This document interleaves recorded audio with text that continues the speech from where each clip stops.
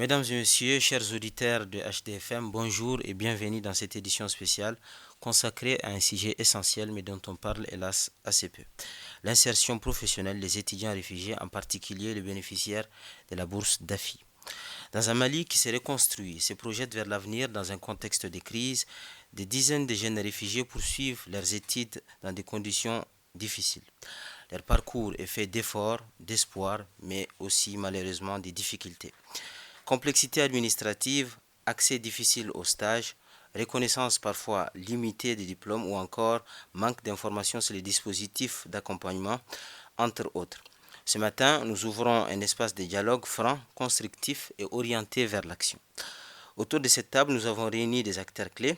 Tout d'abord, l'Union des réfugiés du Mali, pour les regards communautaires et les réalités du terrain, représentée par son président, M. Patrice Mouvoima.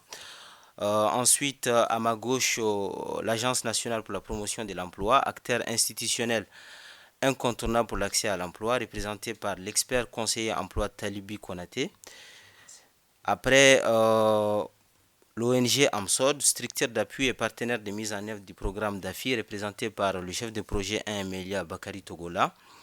Et enfin, la représentante des DAFistes, mademoiselle Marie Merveille, voilà, dont la voix est indispensable pour ces débats. Donc, chers panélistes, bonjour et bienvenue dans cette édition spéciale.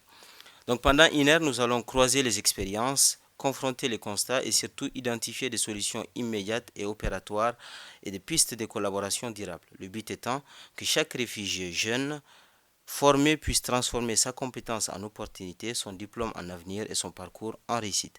Merci de rester avec nous. Nous ouvrons maintenant officiellement ce panel.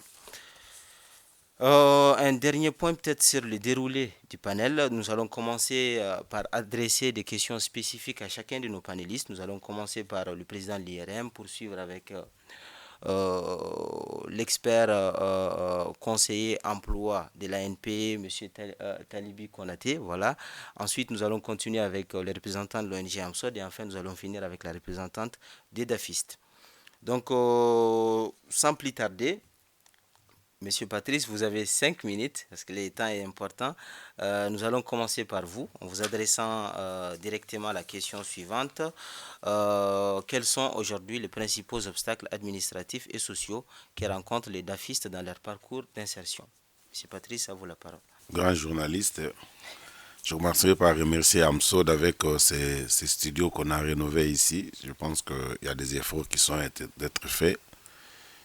Merci beaucoup pour l'invitation également. Je remercie également les panélistes qui sont autour de cette table et avec qui nous allons débattre. Comme vous avez dit, on va dire des choses de manière franche pour l'amélioration, bien sûr. Alors, à la question de savoir quels sont les principaux obstacles aujourd'hui administratifs, je vais dire le principal obstacle que nous connaissons pour l'insertion des... Déjà, je vais corriger, hein. Il n'y a pas de DAFistes. On parle de bourse DAFI.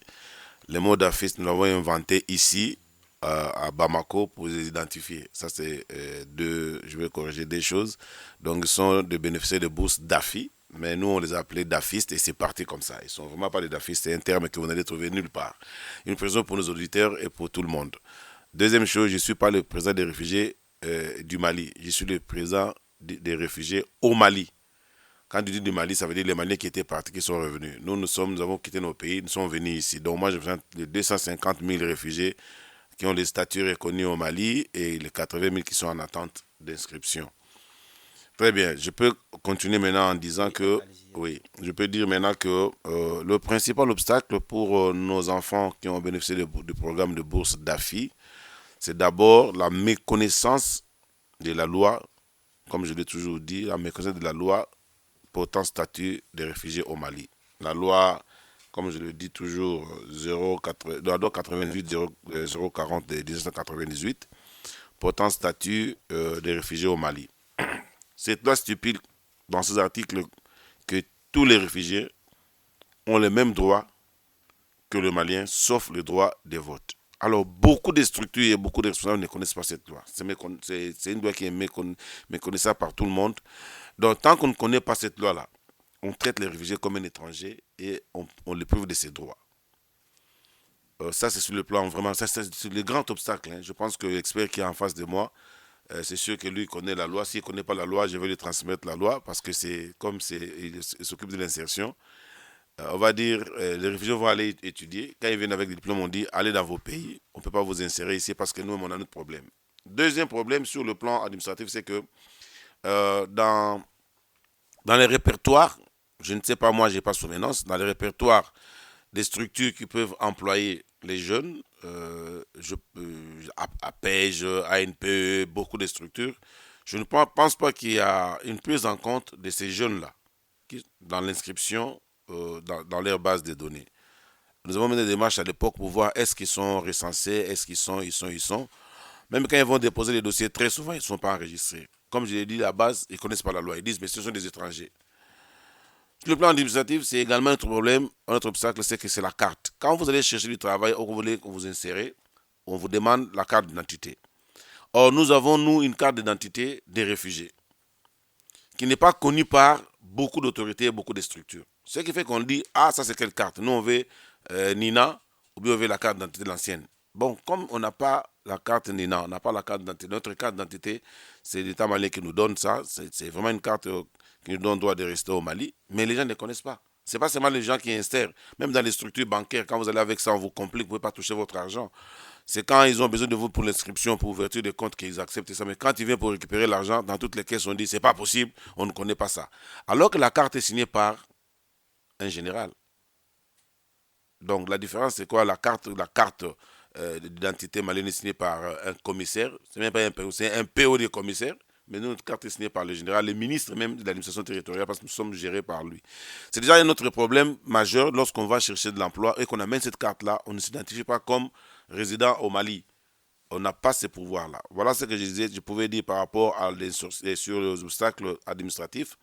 Sur le plan social, comme obstacle, c'est déjà la précarité des réfugiés.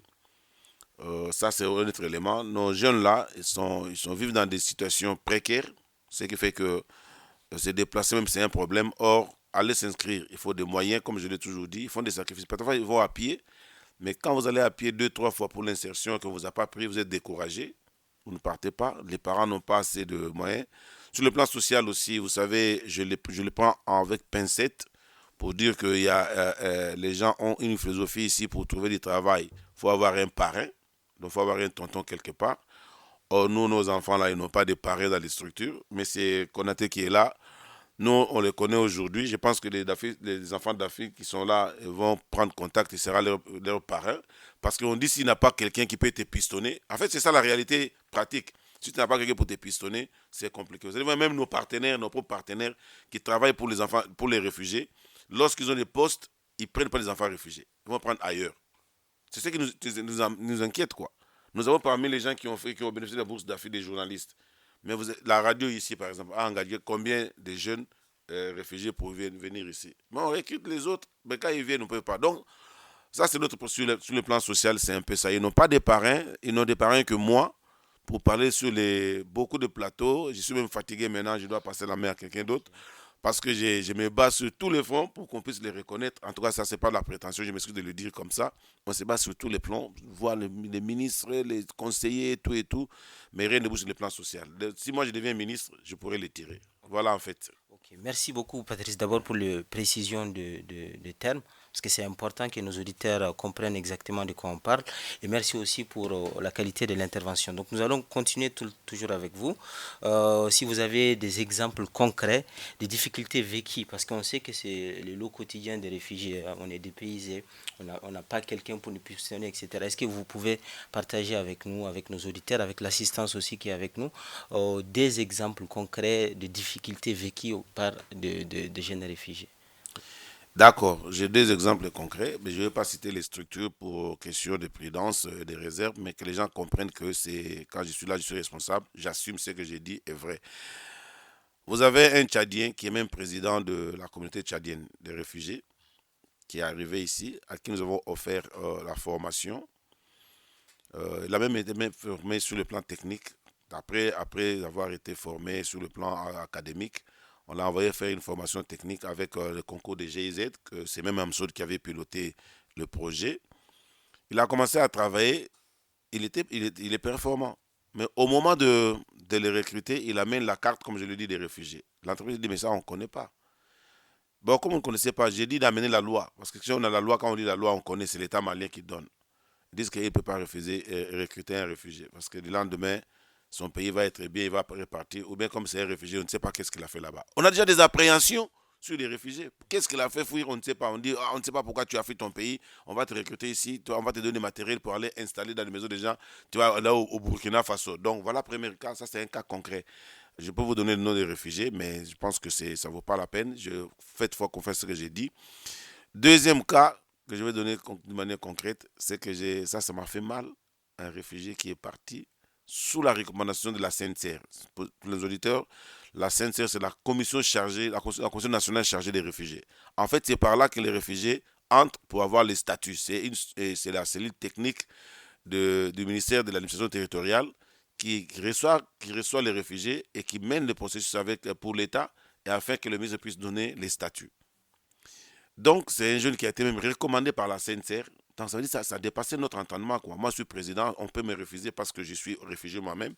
Mais lui, c'est la commission nationale qui l'a même accompagné. Jusqu'au bout, on a dit que ce n'est pas possible, on ne peut pas prendre un réfugié. Alors qu'il a été formé ici, dans les meilleures écoles d'ici. Et l'État même l'a accompagné pour prendre. Mais il n'a pas été pris. Voilà les deux cas que je peux citer. Concrètement, ils sont là. Si les auditeurs veulent, je peux en offre vous donner des éléments concrets pour voir de quoi nous souffrons. Pendant ce programme au Mali, je peux vous rassurer que tous les enfants qui ont bénéficié de bourses d'AFI, il n'y a même pas 1% de ceux qui sont utilisés concrètement. On les envoie maintenant dans l'entrepreneuriat parce qu'on n'a pas le choix. Je pense que ce sont Merci. des exemples dont certainement beaucoup de nos auditeurs ont peut-être eux-mêmes été témoins ou ont participé à cela. On ne peut que les regretter et espérer qu'à l'issue de ce panel, on puisse sortir avec des recommandations qui vont nous permettre de... Oui, oui, Je veux allez-y. passer le mot. Uh-huh. Les chefs de projet qui est à ma droite peuvent confirmer ce que je dis parce que Amsod est en train d'aider les jeunes à avoir des stages, mais c'est pas facile. Même Amsod, qui est une structure reconnue sur le plan national d'aide, n'arrive pas à trouver des solutions. Donc c'est vraiment, il peut confirmer ce que je suis en train de dire ici, hein, merci, ou bien infirmer. Merci beaucoup, Patrice. Nous Merci. allons revenir à vous. Mais d'abord, nous allons continuer avec Monsieur Konaté. Monsieur Konaté, est-ce que vous pouvez nous parler un peu des offres et des dispositifs que l'ANP met en place pour faciliter l'accès aux réfugiés à l'emploi? Merci bien, merci monsieur le modérateur pour m'avoir donné la parole. Mais avant, vraiment, je salue l'initiative de AMSOD pour cette rencontre afin de pouvoir édifier la lanterne de nos jeunes étudiants bénéficiaires de la bourse d'AFI. Alors donc, de pouvoir s'insérer dans les jours à venir ou bien de pouvoir connaître les voies et moyens à emprunter pour pouvoir être insérés donc sur le plan professionnel. Alors, je salue aussi l'initiative ou encore les bailleurs qui ont placé leur confiance à l'AMSOD pour pouvoir financer la bourse vraiment de ces jeunes. L'initiative est très salutaire. Alors, moi, en tant qu'expert conseiller emploi à l'Agence nationale pour l'emploi, alors donc, qui défend effectivement la cause des jeunes diplômés. Comme il vient de dire la loi par rapport aux réfugiés, j'allais dire effectivement à l'Agence nationale pour l'emploi, alors il n'y a pas de barrière entre un jeune réfugié et un jeune de nationalité malienne. Chez nous, dans ma base de données, je le dis tout le temps à n'importe quel jeune réfugié que je rencontre. Parce que souvent nous organisons des salons. Au cours des salons, donc, ils sont envoyés à l'ANP pour s'inscrire. Lorsqu'ils partent pour l'inscription, c'est cette information que je leur donne.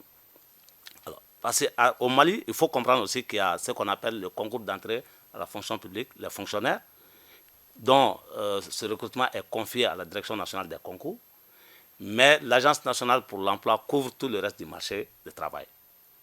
Les entreprises privées, les industriels, les banques, tout, excepté la fonction publique. Donc, pour cela, les difficultés que le président vient d'évoquer, peut-être on peut les rencontrer avec la fonction publique. Mais sur le marché de l'emploi, avec l'Agence nationale pour l'emploi, je crois que ce problème ne doit pas demeurer. Parce que nous sommes sur un marché alors donc, qui est très ouvert. Un marché qui est international, qui est sans frontières. La preuve, les entrepreneurs extérieurs viennent s'installer au Mali, ils travaillent. Ils ont des expatriés qui travaillent avec eux. Ils ont des nationaux qui travaillent avec eux. Donc ces contrats sont régularisés dans mon service. Le contrat des nationaux et le contrat des expatriés. Pour vous dire que sur le marché de l'emploi, alors donc cette barrière ne doit pas exister. Pour qui le sait. Est-ce que vous avez l'impression, parce que j'entends bien votre propos, mais est-ce que vous avez l'impression que dans la société, dans la réalité de tous les jours, les gens ont suffisamment assimilé cette réalité-là, le fait qu'il ne faille pas faire des différences en fonction du statut de la personne? Est-ce que vous avez l'impression que c'est dans vos structures, là où les gens travaillent, etc., est-ce que vous avez l'impression que c'est une réalité que les communautés ont fait l'air? Bon, je sais que tout le monde ne peut pas être au même niveau d'information et au même niveau de compréhension. Mais je dis à mon niveau et avec les agents qui sont vraiment sous mon autorité, alors cette réalité quand même est indéniable. Parce que la preuve, nous gérons un marché vraiment qui a besoin de compétences. J'ai dit à un jeune réfugié, quand tu as une compétence, il faut te faire inscrire à l'ANPE. Les personnes avec lesquelles nous travaillons, les mises en relation que nous faisons, c'est avec les chefs d'entreprise. Un chef d'entreprise ne voit que son argent. Hein. Et il a besoin de quelqu'un qui peut faire son affaire. Lui, il n'a pas besoin de savoir si c'est un national ou bien si c'est un réfugié. Mais si la personne a la compétence nécessaire, lui, il n'a besoin que de ça. Et c'est à travers cette mise en relation que nous travaillons. Moi, quand même, je vous dis, dans ma base de données, les jeunes réfugiés inscrits peuvent ne pas bénéficier, comment dirais-je, une opportunité les concernant. Mais dire qu'ils seront vraiment exemptés ou encore écartés ou bien discriminés parce qu'ils sont des réfugiés, ça quand même, l'assurance est donnée. Je dis bien à l'ANPE. Je ne dis pas dans toutes les structures. Parce que je dis que tout le monde ne peut pas avoir le même niveau de compréhension, le même niveau d'appréhension de la chose. Mais à l'ANP, la loi quand même par rapport aux réfugiés est appliquée. Okay. C'est-à-dire que la loi du marché même nous impose ça. Merci. Pour prolonger cette question, est-ce que vous avez, je ne sais pas, des collaborations spécifiques avec des organisations comme l'IRM ou bien la CNCR dont il a été fait mention tout à l'heure? Est-ce que vous travaillez de façon à suivre ça pour que ça puisse avoir un impact concret sur le terrain? Bon, à l'issue de cette rencontre, c'est quelque chose qu'on peut... J'ai l'habitude de rencontrer Monsieur le Président lors d'une rencontre au gouvernorat. Mais ça, il n'y a pas une synergie de travail entre nous. À part un réfugié qui vient comme ça, se faire inscrire dans ma base de données, mais dire qu'il y a une synergie d'action entre nous pour prévoir des choses uniquement à l'endroit des réfugiés, pour le moment, il n'y en a pas. Voilà. Donc, deuxième question, quelle démarche est-ce qu'un boursier Bidafi, pour rester dans l'esprit de ce qu'a précisé le président de l'Union des réfugiés au Mali, quelle démarche est-ce que ces derniers doivent suivre pour s'inscrire et accéder au service? Parce qu'on en parlait tantôt, il y a aussi cette difficulté-là des connaissances, des mécanismes d'accompagnement qui sont disponibles. J'ai dit qu'à l'issue de cette rencontre, désormais, ils sauront les voies et moyens empruntés pour se faire inscrire à l'ANPE. Désormais, tout jeune d'AFIS ayant terminé ses études peut aller se faire inscrire à l'ANPE à travers les documents que je vais citer, notamment des photos d'identité, la copie légalisée du diplôme et un CV. Parce que le CV étant le passeport d'un chercheur d'emploi, si tu n'as pas le CV, même si c'est un CV étudiant, obligatoirement il faut présenter un CV lors de l'enregistrement. Donc voici les 3 pièces essentielles dont on a besoin. Okay. Merci beaucoup pour ces éléments de réponse. Je pense qu'on est en train nous-mêmes d'en apprendre beaucoup sur quelle forme est-ce que cela peut prendre. Nous allons poursuivre avec Bakary Togola, le chef de projet 1 Emelia de l'ONG AMSOD. Monsieur Togola, est-ce que vous pouvez nous dire comment est-ce que le programme DAFI prépare concrètement les étudiants à l'emploi? Okay. Merci, cher modérateur. Permettez-moi tout d'abord de vous exprimer notre profonde gratitude pour l'honneur que vous nous offrez en accueillant cette conférence consacrée à l'insertion professionnelle des réfugiés. Et plus particulièrement les cas des bénéficiaires du programme DAFI. Je salue chaleureusement la présence du représentant de l'Union, en la personne de Patrice Mvama, du représentant de l'ANP, de la présidente des DAFistes, ainsi que celle des DAFistes présents dans le public. Et je remercie également la présence de mes collègues chargés de l'éducation qui travaillent d'arrache-pied pour mettre les DAFIS dans les bonnes conditions d'études. Maintenant, il faut savoir que le programme DAFI est une initiative académique allemande, Albert Einstein, pour les réfugiés. C'est un fonds spécial de contribution volontaire au HR par le gouvernement de la République fédérale d'Allemagne en faveur des réfugiés dans les besoins ayant des qualifications pour des études universitaires dans leur pays d'asile. Maintenant, de 2021 à 2025, nous avons formé à peu près 56 étudiants, dont 23 hommes et 33 femmes. Maintenant, ces étudiants qui sont formés évoluent pratiquement dans tous les domaines, notamment le management des projets, la logistique de transport, l'informatique de gestion, marketing, commerce, gestion des ressources humaines, journalisme, technicien des centres supérieurs de santé, finance et comptabilité, électronique et maintenance informatique. Ces profils constituent un vivier compétent que nous formons immédiatement et qui sont mobilisables pour le marché du travail. Et pour les entreprises et les structures publiques souhaitant renforcer leur équipe. Maintenant, voilà ce que nous faisons pour préparer les DAFIS et à aller sur le marché du travail. Voilà. Merci beaucoup pour ces éléments de réponse. Deuxième question, il y a Patrice qui rappelait tout à l'heure les défis, on en a parlé ensemble.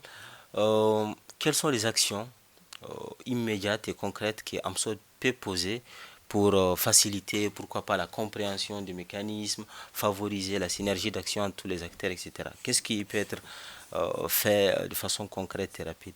Bon, de façon concrète, AMSOD a déjà commencé ce travail. Et la preuve en est que nous avons signé un partenariat stratégique avec l'ANPI pour l'enrôlement des boursiers d'AFIS dans la base de données de l'ANPI. Et c'est ce travail qui nous a amené à être à l'ANP et à connaître le spécialiste qui est là aujourd'hui. Nous avons fait un appel également à tous les DAFIS pour venir s'inscrire dans la base de données de l'ANP. Mais malheureusement, ce n'est pas pour accuser quelqu'un. Et on a vu qu'un seul DAFIS qui est venu jusqu'à présent s'est présenté à l'ANP pour s'enrôler dans la base. Donc, ce travail, on l'a fait. Il y a déjà un partenariat stratégique entre AMSOD et ANP dans ce sens. Et dans les jours à venir, nous comptons démarcher d'autres structures telles que l'APEJ aussi pour voir ce qu'ils peuvent faire pour les DAFIS, comme en train de faire l'ANP pour les DAFIS. Je vous remercie. Okay. Merci infiniment, M. Togola, pour ces éléments de réponse.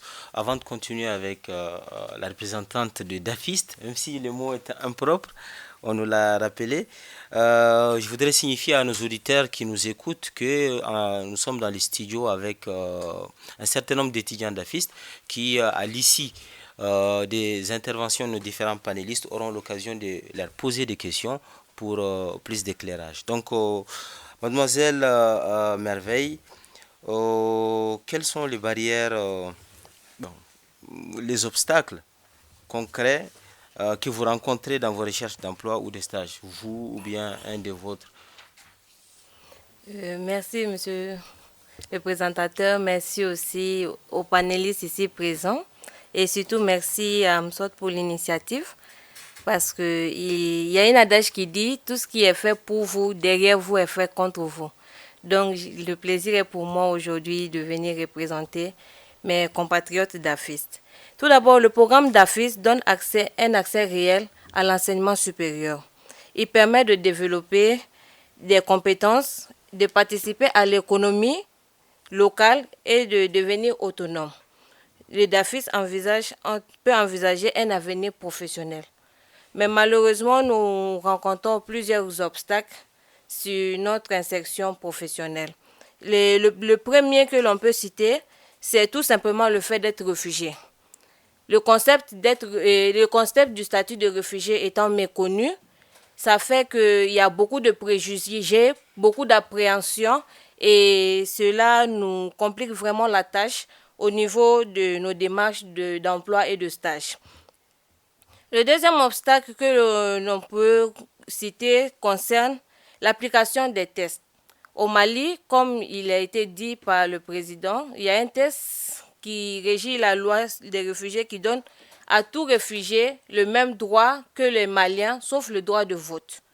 Mais, lorsque nous allons sur le terrain, nous nous rendons compte que cette loi connaît quelques limites.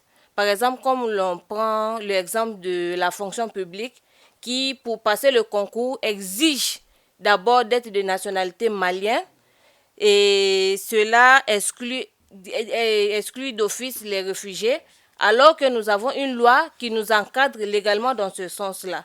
Et ça, c'est pas que la fonction publique, même dans plusieurs offres maintenant, nous avons tendance à voir nationalité malienne exigée dans les demandes. Et ensuite, il y a comme troisième obstacle que nous pouvons énumérer, c'est la non prise en compte des jeunes réfugiés dans des programmes de recrutement nationaux. Nous voyons que le Mali est un pays d'opportunités.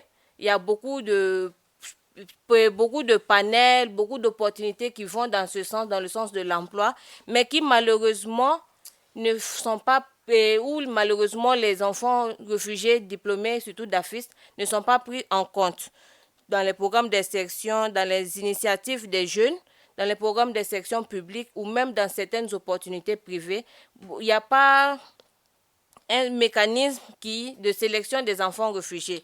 Et cela réduit nos chances d'obtenir une première expérience, que ce soit au niveau des stages ou au niveau de l'emploi. D'accord, merci beaucoup pour cette réponse très édifiante. Et de quoi avez-vous besoin là dans l'immédiat? Quelle aide immédiate serait la plus à propos en fait pour vous étudiants bénéficiaires de cette bourse?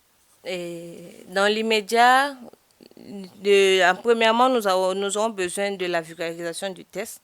Vraiment que ce test soit connu de tous, de toutes les institutions, de toutes les entreprises, des sociétés civiles, pour que les jeunes réfugiés ne puissent plus avoir cette barrière au niveau vraiment des structures, qu'il n'y ait plus cette barrière-là, et une bonne communication sur le texte. Vraiment, ça changera déjà beaucoup de choses au niveau de notre recherche d'emploi.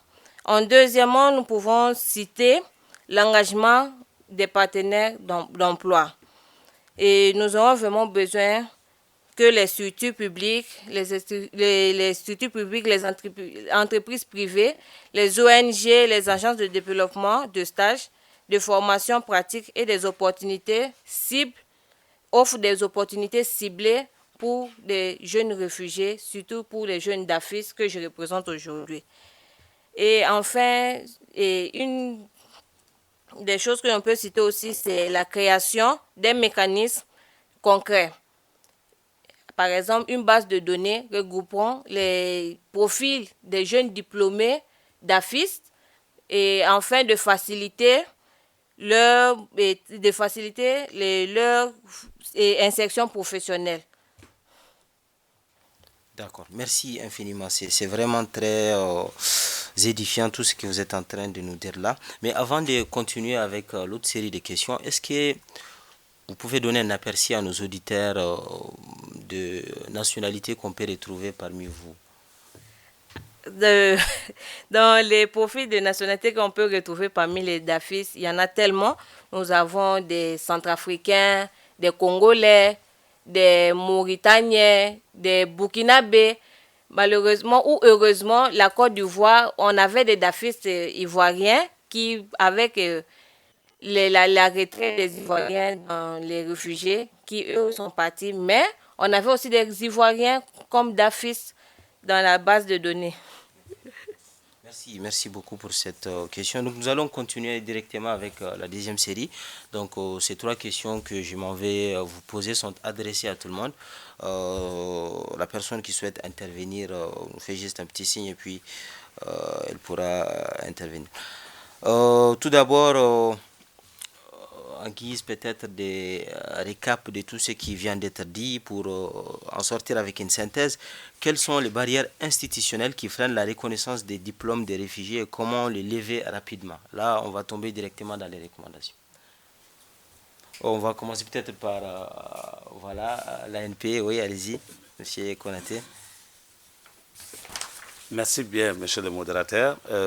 Par rapport à cette question, mais avant de répondre à la question, je voudrais juste donner une information capitale aux DAFistes par rapport à la recherche des stages de qualification. Le gouvernement malien, à travers l'ordonnance 92-022, a renoncé à une partie de ses avoirs pour permettre aux entreprises maliennes de prendre les jeunes, tous chercheurs d'emploi sur le marché de l'emploi, à les prendre en stage et leur permettre d'avoir les premières expériences. Parce qu'aujourd'hui, un recruteur, quand il veut recruter, il demande 1 an, 6 mois, 2 ans, 3 ans d'expérience selon les postes, la responsabilité du poste. Donc, je voudrais vous dire, désormais, n'attendez même pas l'ANP pour ça. Je vous donne l'information. Tapez à toutes les portes des entreprises. Demandez-leur, avec votre demande de stage de qualification, demandez-leur de vous prendre en stage en vous donnant un contrat de qualification. Lorsqu'on vous donne un contrat de qualification, vous envoyez, c'est le responsable même, l'employeur qui envoie ça à l'ANP, il envoie le contrat de qualification à l'ANP pour avoir la lettre et la copie de l'ordonnance signée par le directeur général de l'ANP. Cette ordonnance permet à un chef d'entreprise de prendre un jeune en stage. Le montant octroyé aux jeunes, parce qu'on a demandé aux entreprises de définir, de bannir le bénévolat. Ça, parce que ne serait-ce que le transport de la personne, il faut que la personne ait le transport. Donc, le montant octroyé aux jeunes est déduit annuellement donc, de la taxe de formation de l'entreprise, qui est alors, donc, une taxe obligatoire. Donc, si c'est obligatoire, c'est déduit donc, de cette taxe. Donc, c'est comme si la personne a travaillé gratuitement pour vous. Mais c'est juste une mesure incitative que l'État a prise donc, pour permettre aux chefs d'entreprise de prendre les jeunes en stage.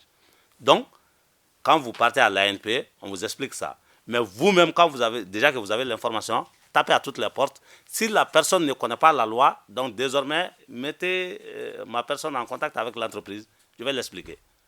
Donc, ça, c'est par rapport au stage. Donc, voilà. Donc, par rapport à votre question des diplômes, moi, je crois que que ce soit un Malien qui a étudié à l'extérieur ou bien un réfugié qui est venu avec un diplôme, si vous avez besoin de travailler au Mali, donc au ministère de l'Éducation, la personne peut aller pour l'équivalence donc, du diplôme. Ça, c'est faisable. Parce que les Maliens étudient à l'extérieur, ils viennent avec des diplômes. Donc, un réfugié qui a étudié à l'extérieur, il est venu avec son diplôme, donc il va faire homologuer son diplôme au ministère de l'Éducation. Voilà, ça, c'est la réponse que je peux donner par rapport à la question. Il y a quelqu'un qui souhaite intervenir par rapport à ça? Oui, allez-y. Merci beaucoup, monsieur Konaté. Mais laissez-moi aussi aller titiller un peu mon frère qui est en face de moi, qui dit des choses ici, je ne comprends pas. Il est responsable. Hein. Je voudrais seulement, c'est pas à moi de poser des questions, je vais poser des questions. Est-ce que vous pouvez m'aider à lui poser la question de savoir, dans sa base de données, depuis qu'il est là, il a combien de réfugiés dans sa base de données? Ouais, moi juste, je vais savoir. Parce que, comme je le disais tout à l'heure, là, c'est pas question de l'inscription seulement. Je l'avais dit ici, c'est pas question d'inscrire. Inscrire quelqu'un dans la base de données, c'est bien.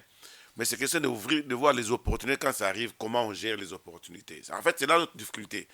Moi, je ne le condamne pas, je dis qu'il a raison, il fait son travail bien. On se rencontre au gouvernement, et c'est pourquoi on se rencontre là-bas. On s'échauffe là-bas.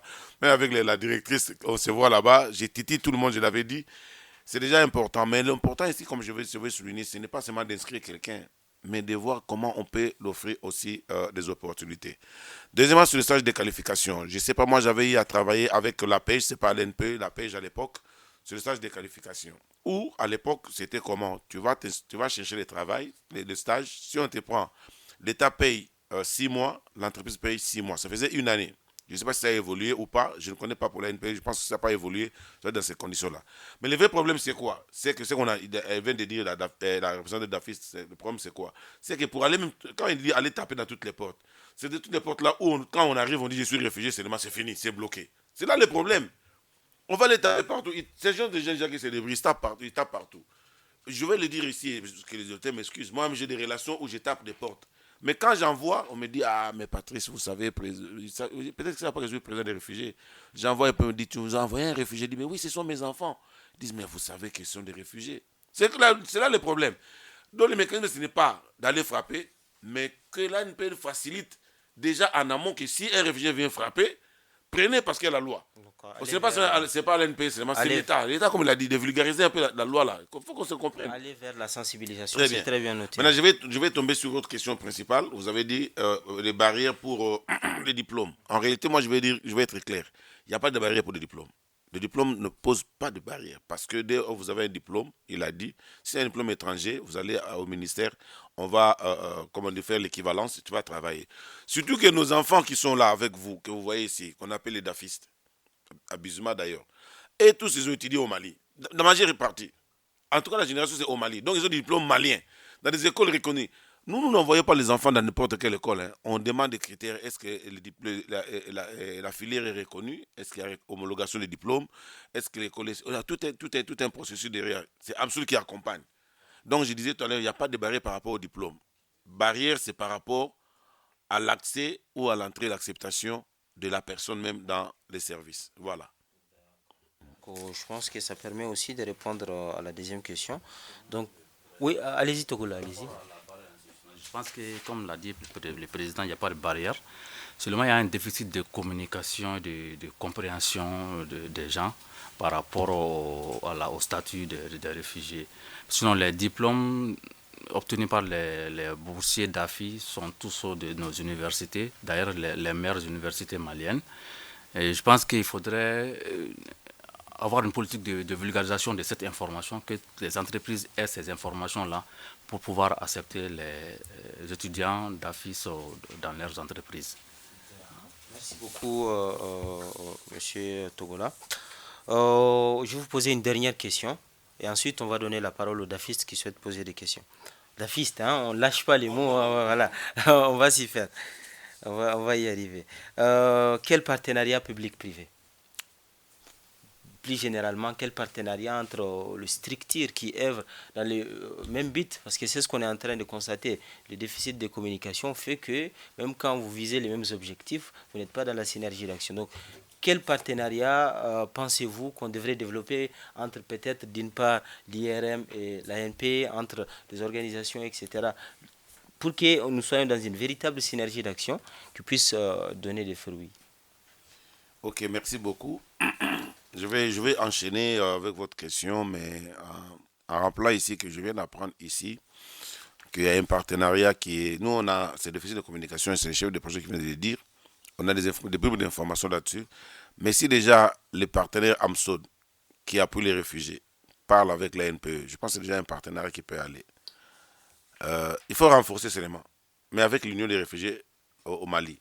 Parce que ce sont nos enfants, comme on le dit. C'est nous, quand mon frère ici, Konaté dit que lui, il attend les enfants réfugiés pour l'inscription. C'est nous, les parents, qui sommes obligés de les envoyer là-bas. Mais si nous, on n'est pas informés aussi que lui les attend, il va attendre longtemps et puis il va inscrire personne. La preuve, il a inscrit seulement un dafiste. C'est dangereux. Alors que moi, j'en ai plein. Je peux les amener, je vais prendre ce traman, on y va là-bas, on les inscrit et puis c'est pas. C'est mettre les mécanismes de collaboration pratiques pour que ces enfants-là puissent être inscrits. J'ai dit, moi je ne m'arrête pas à l'inscription, mais qu'ils puissent être appuyés pour que M. Konaté, dans son travail, se dise un jour, quand j'étais chef, j'ai pu mettre en place des mécanismes qui ont pu résorber la moitié des enfants réfugiés et qui travaillent. Ce serait son plaisir. Maintenant, je vais dire autre chose. L'anecdote, hein, on peut discuter de tout ce qu'on veut, mais je vais donner, vous allez m'excuser, nous avons deux cas. Il y a une fille centrafricaine qui était, depuis qu'elle a obtenu sa bourse, qui a toujours été meilleure de son école. Meilleure, hein, depuis la première jusqu'à la troisième année. On l'a applaudi par tout le monde. Pour finir, trouver du travail, ça posait problème. Il a fait des recommandations entre amis pour qu'il puisse trouver du travail. Aujourd'hui, elle est mariée, elle a son enfant, sa fille qui est ma femme. Que les auteurs m'excusent, c'est notre tradition. J'ai pris des forces, quoi. D'accord. Donc, vous voyez ces cas-là, quelqu'un qui a été, et ça décourage les enfants, hein, quelqu'un qui a été meilleur de sa promotion, j'ai dit pendant tout un cycle, imbattable. Si elle fait 16, la personne qui vient après lui, ça fait 14. Mais après, elle ne trouve pas.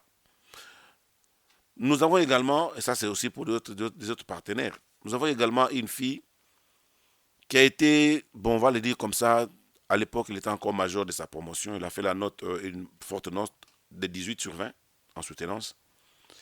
On l'a primé un 20 juin, la journée des réfugiés. Tout le monde était là. toutes les structures étaient là, l'État, les ONG et tout ça. Curieusement, jusqu'aujourd'hui, quand on tape à ces mêmes portes là, les gens qui l'ont primé, qui l'ont donné des ordinateurs, qui ont donné des tableaux, tout ça là, je pense que Koulibaly connaît, les chargés de réfugiés, des scolarités connaît, mais je ne vais pas citer le nom pour ne pas vraiment titiller les chats qui dorment. Voilà comment les gens, des partenaires sont. On a toutes les structures sont là, les Nations Unies, l'État est là, l'ANP est là et tout et tout. On a dit qu'elle est meilleure depuis que l'école a été créée. C'est la meilleure note, elle a battu record. En 25 ans de la création de cette école-là. Mais jusqu'aujourd'hui, il n'y a pas de travail. Comment voulez-vous qu'on établisse si on n'établit pas de partenariats? Ça décourage même les autres qui viennent après. Ils disent, mais tonton, nous on a la bourse, c'est vrai, mais après on ne peut pas travailler ici. J'ai dit, bon, vous n'étudiez pas pour le Mali. Vous allez étudier peut-être pour d'autres pays. On verra, Dieu va ouvrir les portes. Donc je demande à M. Talibi de voir comment avec nous établir des partenariats directs pour que nous, on puisse aussi être insérés. Et il a dit une chose, je finis par là, je m'excuse, je finis par là. Il a dit, dans les programmes de l'État, quand l'État fait ses programmes, c'est vrai que l'État ne fait pas de distinction. Mais vous avez dans la pratique, on ne les invite pas, on ne les insère pas. Je vais aller plus loin. Quand même l'État malien fait des programmes pour les femmes réfugiées ne sont pas prises en compte. Alors qu'elles devaient être prises en compte. C'est des partenaires qu'on doit établir, AMSOD, ANPE, IRM, ANPE, la CNCR. Voilà, c'est vrai, nous sommes là pour ça. Bon, à Manson, la communauté d'accueil, nous, avec la communauté d'accueil, on n'a pas de souci. Le peuple malien nous a réussi. Mais c'est dans les structures que là, ça pose problème. Merci beaucoup. C'est bien noté. Il y a quelqu'un d'autre qui souhaite réagir à ça. On va aller avec Togola, ensuite on revient. Déjà, nous avons commencé avec l'ANP. Je pense que nous avons des partenaires avec les écoles où les DAFIS font leurs études également. Je pense, mais cette fois-ci, nous allons vers les entreprises. C'est ce qu'on va faire dorénavant, élaborer des partenariats stratégiques avec les entreprises également pour pouvoir débloquer des stages pour les bénéficiaires de bourses. Je pense que j'en ai discuté en son temps avec mes collègues chargés de l'éducation. Ils sont là-dessus et dans les jours à venir, on aura des résultats probants dans ce sens. Voilà. Donc je dis, chez nous, nous traitons les réfugiés comme étant les Maliens justes. Parce qu'on ne fait pas de distinction entre les réfugiés et les Maliens. La preuve, dans mes données statistiques, je ne fais pas cette distinction. Mais à partir de cet atelier et à travers le partenariat AMSOD-ANP, automatiquement j'ai déjà une idée. C'est-à-dire créer une base de données uniquement pour les réfugiés. Moi, quand on me dit de citer tout de suite les réfugiés dans ma base de données, je ne peux pas le dire, mais quand je suis en face de ma machine, je peux le faire. Ça veut dire que je ne prête pas attention à cette différence. Je ne peux pas faire la différence. Non, au bureau. Donc, je ne peux pas faire cette différence. La preuve, je vais vous donner une anecdote. Il y a une jeune fille qui est venue se faire inscrire à l'ANP. Elle a coïncidé avec une offre d'emploi qui concernait effectivement son profil et ses qualités même. C'est-à-dire, la personne avait besoin non seulement du niveau d'études, mais aussi la qualité d'accueil de la personne. Quand je l'ai vue, elle répondait effectivement aux critères. Après son inscription, automatiquement, je l'ai envoyée. Mais ils se sont séparés par une divergence de salaire. Donc, vous voyez des cas comme ça. Mais moi, je n'ai même pas prêté attention parce que c'était une réfugiée. Mais je l'ai envoyée comme ça. C'est pourquoi je vous dis que nous traitons les réfugiés comme étant des Maliens. On ne fait pas de différence pour faire des données statistiques. Mais désormais, je vais créer une base de données donc pour loger dans cette base des réfugiés. Lorsqu'il y a des placements, donc ça me permettra vraiment de savoir le placement des réfugiés et le placement des Maliens nationaux. Donc je pense que tout ce qui a été dit nous rappelle la pertinence les caractères essentiels de la communication, de la synergie d'action. Par rapport à cette question, j'aimerais juste rappeler au représentant de l'ANP, comme il a dit qu'il va prendre en compte les données, c'est vraiment essentiel dans le sens où les réfugiés ne se retrouvent dans aucun contexte. C'est vrai que sur le papier, dit comme ça, on prend pas en compte, c'est pas clair. Mais lorsqu'on va dans les réalités, au fond, lorsqu'on demande la nationalité, on n'est pas des nationaux. Lorsqu'on va vers les étrangers, nous ne sommes pas aussi des étrangers parce que nous n'arrivons pas à fournir ce qu'il faut pour prouver que nous sommes des étrangers. Donc vraiment, prendre cette donnée-là n'a pas vraiment réussi à classifier les réfugiés, afin qu'on puisse rentrer quand même dans un contexte. Vraiment, c'est l'un de nos cris de cœur, franchement. Ok, merci beaucoup, merci. Donc, on ouvre la séance questions-réponses. Est-ce qu'il y a quelqu'un qui souhaite adresser une question en particulier à un de nos panélistes? Oui, madame. Bonjour tout le monde, moi c'est Awa Doukouré, la présidente du club d'AFI. Merci pour la parole donnée. Bon, j'ai une question pour le représentant de l'ANP. Est-ce que l'ANP a des partenaires avec des entreprises qui sont ouvertes au recrutement des réfugiés? Kisma Mohamed Sibi, d'AFIS de la nationalité centrafricaine. J'ai une petite question à poser à monsieur le représentant de l'ANP. À l'issue de cette rencontre, en tant que d'AFIS, est-ce qu'on pourra espérer avoir ne serait-ce qu'un stage venant de l'ANP? C'était ça ma question. Moi, je suis Koulibaly Mahamadou, je suis le chargé de l'éducation de l'ONG AMSOD. À l'entame de tout ce que j'ai eu à écouter, je dirais seulement de renforcer en réalité le mécanisme. Parce que déjà, nous, on a pris de l'avance en réalité dans la résolution de cette problématique qui est l'insertion socio-professionnelle en réalité des réfugiés, cas des étudiants du programme DAFI. En fait, il y a eu, mon prédécesseur qui a eu à le dire, nous, on a eu à faire beaucoup d'actions en ce sens. Pourquoi? Il faut dire que nous sommes en partenariat en réalité avec les instituts, comme on appelle les promoteurs des instituts, dont en réalité les bénéficiaires de la bourse du programme DAFI fréquentent. On a déjà échangé avec eux par rapport à la problématique de l'insertion socio-professionnelle des réfugiés. Donc déjà, ce qu'il faut préciser, on a fait déjà ça. Une seconde chose, on a eu aussi à dire à tous les DAFistes, quelle qu'en soit la problématique, si vous avez besoin de faire en premier temps le stage, venez nous voir. Ciblez la structure, venez nous voir, on va vous accompagner dans ce sens. Il y a eu certains même qui ont envoyé leur CV, on a eu à contacter en réalité la structure et la démarche est en cours pour mettre en relation l'étudiante en question et la structure. Donc nous continuons à les assister. S'ils ont besoin en réalité de quoi que ce soit, nous sommes disponibles. On leur a dit à chaque moment on est disponible. Donc juste faire une précision que voilà, nous ne cesserons pas de les accompagner et on est là pour eux. À la suite de ces deux interventions très édifiantes, nous allons essayer de répondre aux questions qui ont été posées. Nous allons commencer par Monsieur Konaté, à qui la première question a été directement adressée. Merci à tout le monde. Merci encore une fois de plus. J'ai dit que la question de Madame Awa Doukouré, par rapport à la question de savoir si l'ANP a un partenariat avec les entreprises qui favorisent votre insertion. Bien, donc je dirais pour le moment non, parce que l'ANP n'a pas un programme spécial sur les réfugiés. Si tel était le cas, cela pouvait être possible. Mais je vous ai dit tout de suite que nous traitons les réfugiés au même pied d'égalité que les autres. Mais seulement, tout ce que nous pouvons faire, c'est de défendre votre cause si vous avez la compétence. C'est-à-dire que vous ne soyez pas discriminé par rapport à votre situation ou encore à votre statut. Surtout si vous avez la compétence aujourd'hui, vous serez vraiment au même pied d'égalité, traité au même pied d'égalité qu'un Malien national. Là, il n'y a même pas de doute. Donc, nous n'avons pas vraiment ce partenariat spécifique pour le moment, mais avec ce que vient d'entreprendre AMSOD, ça serait possible. Parce que je vais leur demander désormais, en partenariat, s'ils ont besoin de contacter une entreprise, je peux être associé pour que je puisse informer l'entreprise sur certaines situations. Parce que nous faisons la prospection, nous partons dans les entreprises, nous présentons l'offre de services de l'ANP aux entreprises. Il y a pas mal de chefs d'entreprise qui nous disent qu'effectivement, ça, c'est des choses que nous, on ignorait jusqu'à présent. Pour vous dire que, ça dit que le marché est très touffu, le marché même n'est pas édifié. Un chef d'entreprise qui dit qu'il ne sait pas ce que l'ANP fait pour les entreprises, ça, c'est grave.